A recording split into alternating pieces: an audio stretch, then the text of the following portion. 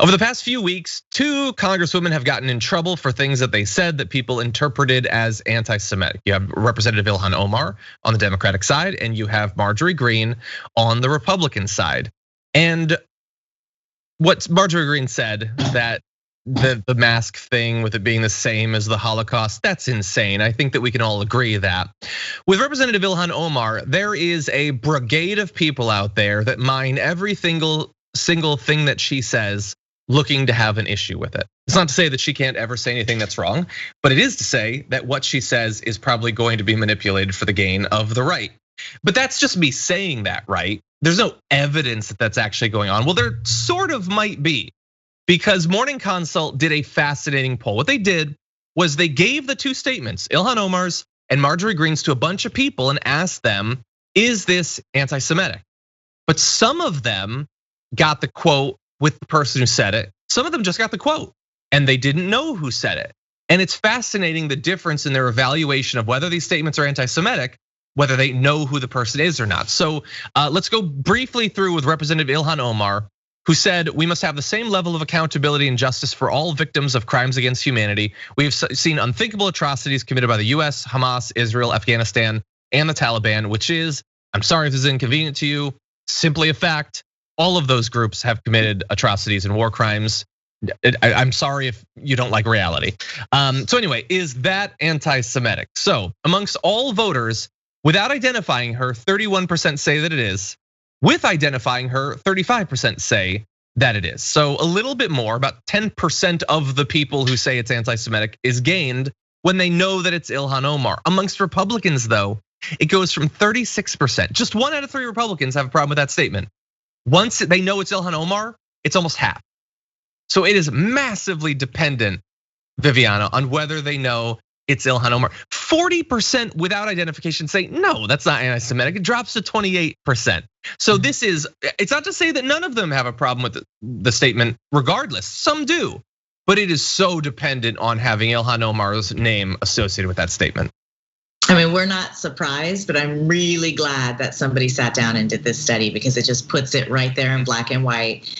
Something we already knew. I mean, and this poor woman has been putting herself literally on the front lines and fighting for what is right. I mean, what is wrong with that statement?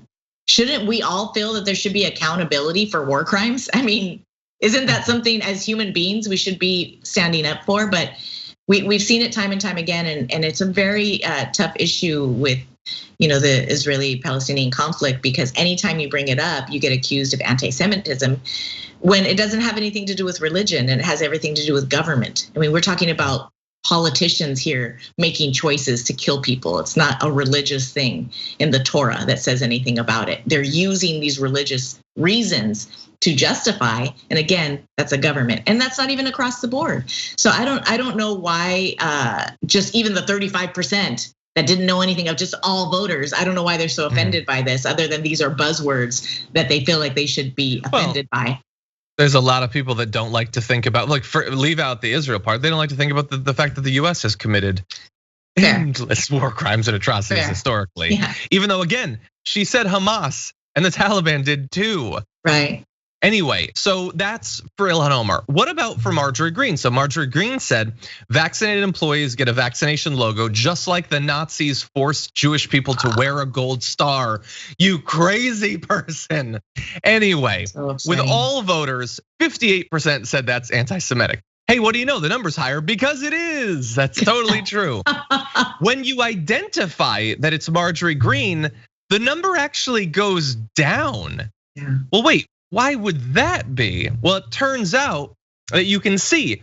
Now, is there an effect where Democrats are more critical of the statement if they know it's Marjorie Greene? Yes, the rise isn't as much, but it is there. For Republicans though, it's a fairly massive drop. 55% say, no, you can't say that, that's anti-Semitic. It drops to 41% if they know that it's her. It's a 14-point drop. That simply having her face associated with it makes them think, oh no, it's totally cool to compare it to the Holocaust. What a weird thing. So look, there is blame to go around. This is one of the biases that we have is, it's motivated reasoning. We want to achieve certain goals, we process information, sort of trying to keep it in line with our preconceived notions about a lot of different things, including individuals. But this is yet another piece of evidence that that effect seems to be stronger on the right than on the left. You can see it in both, but it's definitely stronger when it comes to the conservatives. I mean, we have a lot of reasons for that. There's a lot more of less tolerant people, seemingly, on the right. Yeah. But I think really what this study points out more than anything is the dangers of a two-party system and the polarization that can take place because of it, even without any knowledge or facts, just the fact of whose side they already think they're on, and that goes for both the left and the right. And so really this is the ugliness about a two-party system and really why we don't have a true democracy, because people just rely on somebody wearing their team color to make their decision. Totally, there's way too much tribalism in virtually everything. I mean, especially in politics, but it's not just politics. I was talking randomly, just briefly.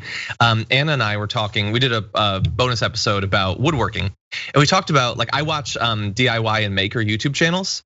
Yeah. Like, you can see in the comments, bring up what brand of power tools you use, and the sparks will fly. People go crazy. You use Milwaukee, Makita's the best brand.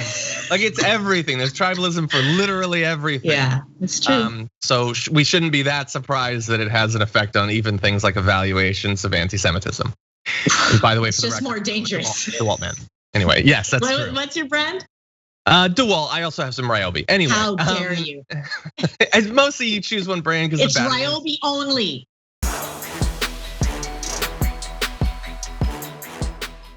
For more political news breakdowns, interviews, stories of activism, and me trying my hardest to care about the occasional big celebrity news story, subscribe to our YouTube channel at youtube.com/thedamagereport. And you can ring the bell wherever it is so you don't miss anything.